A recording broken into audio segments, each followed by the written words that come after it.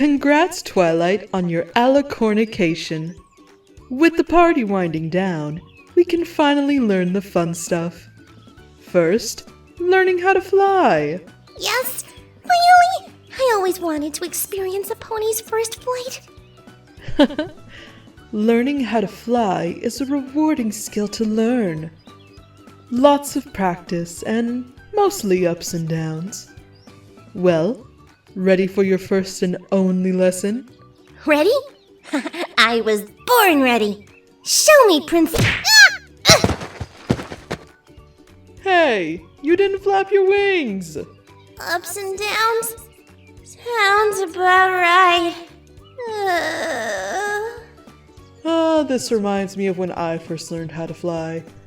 There was a lot of pain and sorrow.